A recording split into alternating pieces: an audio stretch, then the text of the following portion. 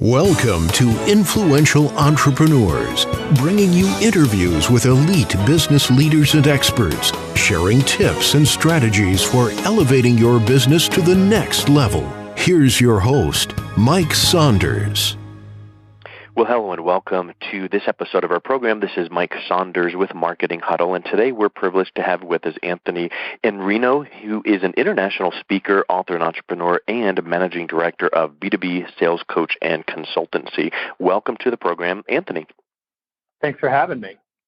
Hey, so I think anybody who can do what we all do to people when we hear of a name and Google them, right? So everyone can Google you and see your vast resume, and I've heard it called the Google resume, right? What do people see about us when they Google us? So it's super and vast, but I just wanted to kind of pick up on a couple things that you zero in on, which is sales and mindset. So get us started with why you spend so much time on mindset. I thought we're supposed to sell and produce, revenues, but how does mindset fit into that? I mean, when you think about the topic of mindset, Mike, it's the beginning of every result you produce in your life. So what you produce in the way of results first starts in your mind. So whatever you believe, whatever your values are, whatever you've been infected with throughout your entire life, that all starts to come together in the results that you're producing. So the reason that I spend so much time on mindset is because if you get that piece wrong, then all the skills in the world won't help you. So let me give you a couple of, we'll use a couple of things from the book. But basically, if you think about, you need to get really good results prospecting. But if you're not the kind of person that's disciplined and you can't have yourself sit down and do the work that you need to do, knowing that the benefit of that result is not going to come for some point in the future, then you're not going to do well. So the mindset of somebody who says, I'm disciplined, I have the will to postpone the gratification, I'd rather be on the internet looking at ESPN, Ohio State pays Clemson, I'd love to go out and spend time looking at that, but I have to do my work now so that I can have something I want in the future. That kind of a mindset helps you. And if you look at salespeople that struggle, a lot of times what you see is that their mindset's not good. They're not optimistic. They're negative. They have a scarcity mindset. They think their territory is not good. They think it's their sales manager's fault. Their product's not good compared to the competitors because, well, let's use a common example. It's got a higher price. So they think we should have the best product and the best price, and selling would be easy. But it's all of those things that manifest in your mind that actually cause you problems later on when you're trying to produce results. And I talked about sales, but we can apply this to any area of your life. What you believe right now and the actions that you're taking are producing the results you have right now. So if you want better results in the future, you have to change what you believe and change your mindset, and then you have to start taking different actions. Because if what you believed and what you were doing was working right now, you'd already have what you want. And if you don't already have what you want, it's because those two things are wrong. Yeah, it brings up to my mind the quote that's famously probably slaughtered by a lot of people, but ultimately attributed to Henry Ford: if you think you're right or think you're wrong, ultimately you're correct. And that relates back to mindset because, like you were mentioning about, cruising on the internet and you should be doing sales calls, well, that person's mindset could be just kind of focused on something other than where they are right there in the present. And the danger there, I would say, is okay, I'm going to get off the internet and I'm going to do my sales calls, and then they view it like checking something off their to-do list. So sales call 1, done. Sales call 2, done. And if you don't take that time to do it the right way, whether it's, research and scripting and all of the things that you need to be present in that that moment, all of a sudden you're looking at these tasks in an imbalanced way because, I got through my checklist of sales calls so I can go back to the ESPN game. And all of a sudden now you're pulled. Do you find that as a factor that happens in sales also? It happens everywhere. What you're talking about, interestingly, I think there's going to be a mindset in this country because of the productivity loss of people not being able to maintain their focus for more than a few minutes at a time. And when you look at how distracted we are, everybody's got their browser open, their emails open, so they're getting pinged by email, their phone's turned on, so they've got notifications from Twitter, notifications from Facebook, notifications from email. They're getting text messages, and it's really, really difficult to do quality work when you're so distracted. And it's interesting when people talk to me, I get a lot of people that ask, did you get the email I sent you? And I ask, when did you send it? And they say, just now. And I don't have my email open, and I'm not sitting waiting for email. But a lot of people live in reactive mode now, and I think we've been trained to live in reactive mode because we have this great tool set now of things like the smartphone and browsers that can have 12 browser tabs open at the same time, and we're totally distracted. But I think what you're talking about of presence, bringing your whole self to what you're doing at one specific time, it radically improves your results because you're focused and you're giving something your full undivided attention. And for me, that's going to be the currency in the future for high performers. Do they have the ability to focus and give all of their attention to one thing and do very high quality work instead of checking the box like you're talking about? I mean, if you check the box, you may be able to feel good that you checked a bunch of boxes off, but if you're going to produce meaningful results that are aligned with your purpose in life, you're not going to do that checking boxes, and you're not going to do it without being fully present. It's not going to happen. Yep. Yeah, I mean, and we could talk for about 4.5 hours on that one point alone, but I remember an old seminar I went to from David Allen, and I learned that exact technique from him, which is all those things capturing your attention and, shiny objects kind of a thing, like all those pings. So first of all, go to your you've got mail, your Outlook, your whatever it is, and turn off the notifications. And I take it one step further, and the little envelope down in the lower right-hand corner where it doesn't ping, but it'll show that you have mail. I found myself looking at that and popping right over there to it, like Pavlov's dog. And so I had to turn off all those notifications, and so that's been huge. I keep my phone volume down because, again, there's all the studies of multitasking, and if you get, started on one thing and then you pop over to another and go right back, you feel like you're being productive, but the studies have shown that even just slight extensions of that attention and focus, you're not really doing what you need to do. So that's just massive. And then I'm sure you've followed or have heard of the Pomodoro Technique, and just focus for 20, 25 minutes, and now all of a sudden, now if you want to go pop over and see the scores of something, do that in that 5-minute, get up, walk around the office, walk around the block, get a breath of fresh air. But I always love the example of focus where someone can walk out in the bright sun, put a little sunscreen on, and not get burned to a crisp. But if you take that magnifying glass and you shine it on a crispy leaf, now all of a sudden it's going to burn, and that's the power of focus. And it can even burn through, steel if it's a more powerful magnifying glass. So how can we put that magnifying glass on our sales skills to be present so that now we've set the stage for good sales technique? Because yes, you can have good sales technique, but if you're just popping back and forth and not focused, it's going to be okay sales technique. Or poor sales technique. I like the idea, though, Mike. You and I spent 4.5 hours talking about presence. I mean, what could be a better demonstration of presence than to just hold that topic for half a day on your podcast? Yeah. We might lose some listeners. Exactly, and I think you're exactly right. And you know what? I think that all of the technology tools that we have afforded to us, we feel like we're being more productive. But guess what happens? My opinion, and I think I've seen it, written about before. You get some things where you can be more available, and you're always turned on, and you're never turned off. And yeah, you might get a lot of stuff done, and maybe more than normal because you have all of these efficiency tools, whatever they may be. But the problem is you can bring on yourself a massive amount of overwhelm and stress, and then that carries over to when you need to be present doing the right job. Right. It's easy to tinker with the tools. I mean, that's mostly avoidance of doing your real work. Yeah. Hey, so let's transition over to a quote that I read that you said, which is, if the language you use to close makes you uncomfortable, then it probably isn't good closing language. So can you speak to kind of languaging and how you can kind of use a script as an outline, but not as a actual script, so that you can make some of the languaging feel comfortable for yourself? People have to get over this idea of not using a script, and here's why. You're already using one. It's not like a salesperson picks up the phone, dials 100 numbers, and has 100 different approaches. They don't. They have one or maybe two at most. What they mean when they say, I don't want to use a script, or what they should mean if they don't mean this, is I don't want to sound scripted. I don't want to sound like I'm reading a script, because that won't be very effective for you. And you need to have enough chops that you can engage in a dialogue with people. There's no question. But you do need good language choices. And the reason that so many salespeople have trouble asking for commitments is because the language that we've used and been taught for decades is just horrible language. And there are old techniques like the alternative choice, where I say, Mike, what works better for you tomorrow, 10 a.m. or 2 p.m.?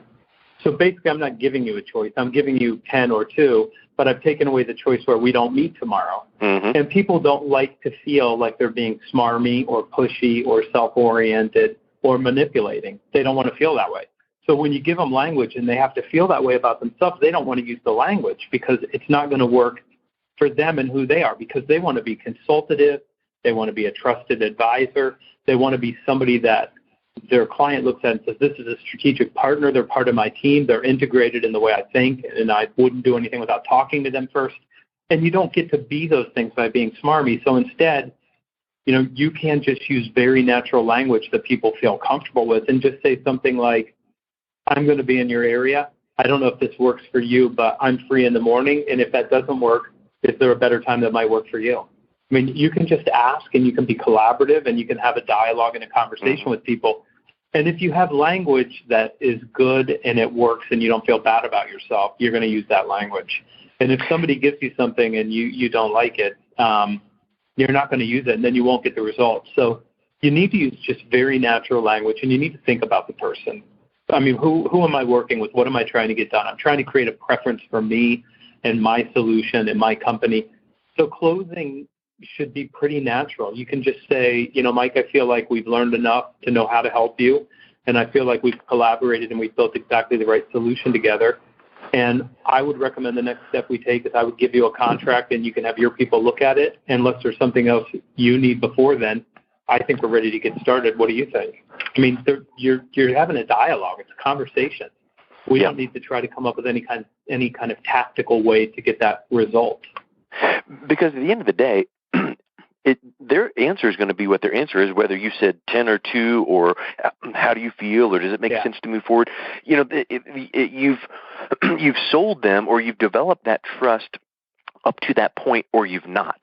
And if you really have developed that trust and rapport, you probably can hiccup a little bit on the wording, and they're still going to move forward. So I think that really plays a whole lot into it. And let's bring in our friend Bob Berg with the go-giver and the serving and the giving value. And giving value does not necessarily mean dollars. You don't need to always give dollars or products or services to feel like you're giving, but it's giving value in how you're speaking and interacting with someone. It's, educating and becoming an advocate for them and what they need, and not your sales quotas. It's, hey, you know what? I think we've really shown a lot of value here, and how some of the needs you expressed could be met by this product or service.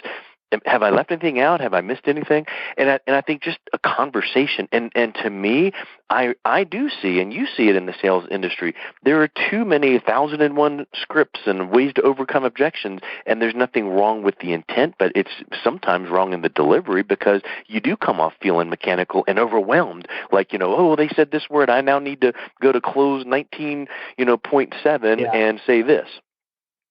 If a close has a name or a number, I probably don't like it all that. I mean, it isn't going to work for me personally, but I want to be consultative, and I think that's the thing. And, I think that you're right. The exchange of value really is, and, let me try to say this in a way that I can help people understand this concept. You are being paid for your time when you're sitting in front of that client. And if you win, the amount that you're charging them includes the value that you created on every sales call for them, in addition to the product, the service, the solution you sell. You're the strategic part of that value proposition, so you understanding their business and knowing what questions to ask is worth money to them. You understanding their problem and knowing all the different ways that they might solve that problem is worth money to them. It's worth a financial gain. It will improve their business. It'll improve their revenue, drive down their costs, increase their profitability, help them capture market share, whatever it is that you do when you're sitting in front of a client. It does have value. And I think one of the mistakes we make in sales is we don't think enough about what value do I create? What's the value proposition of this call that I'm in right now with this person that makes this worth paying for, or that's going to generate revenue or profit for them in the future? And if you took that view and said, their time's expensive and my time is worth something, how do I create the most value? You end up serving the customer. You end up looking at this through the lens of how do I serve this person. Selling gets really easy when you take the focus off of trying to sell somebody and trying to serve somebody.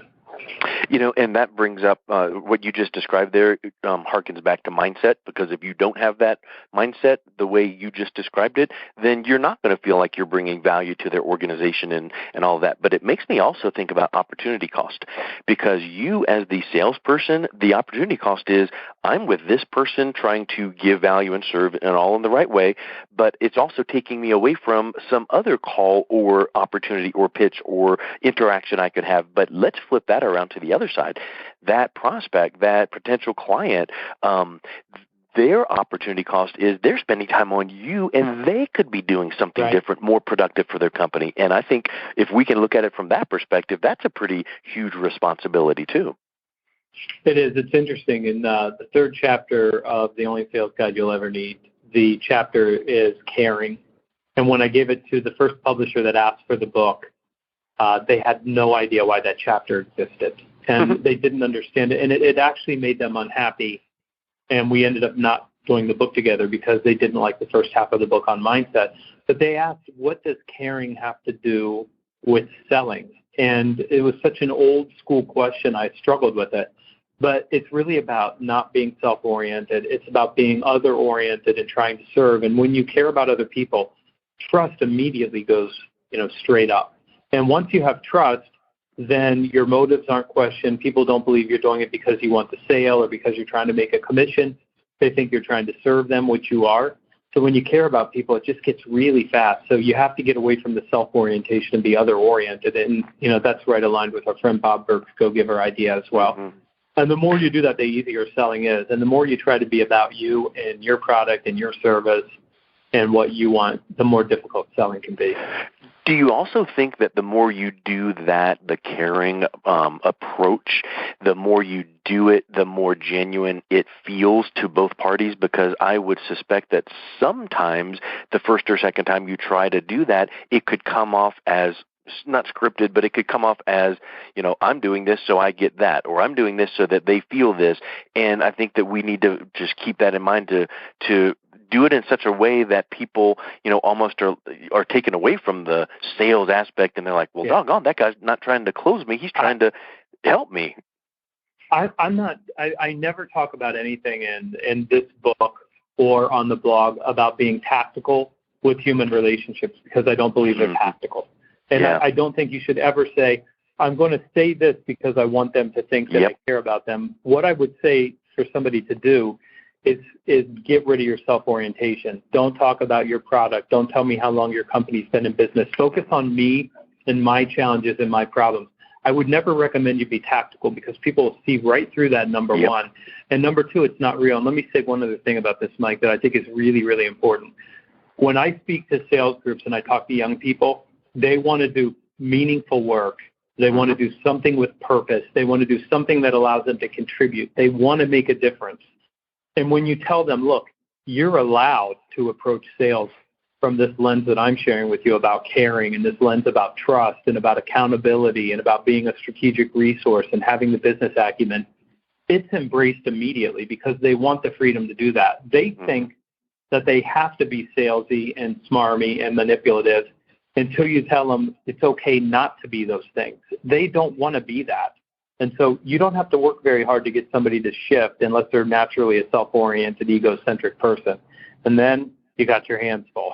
Good luck with that. And just like anything, there's those segments that it's you're always going to have those types of salespeople that they can never get beyond themselves, and that's just going to be super tough. But I think your point there about those kind of marketers and doctors and lawyers. I mean, there's some percentage in everything, so it's not specific to sales. Mm-hmm. Although we used to train and encourage that self-oriented approach, and that's why sales. The word sales has such a negative connotation.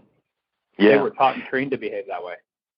So we've talked about your book. Let's wrap up with a final question on Why did you name it The Only Sales Guide You'll Ever Need, and how do you deliver on that promise? Well, are you going to be unhappy when I tell you there's a second book that's already at the publisher right now? And it's also about sales, different subject. The way that books work, I didn't get to name the book myself. I named the book 17 Elements, the Periodic Table of Sales Success.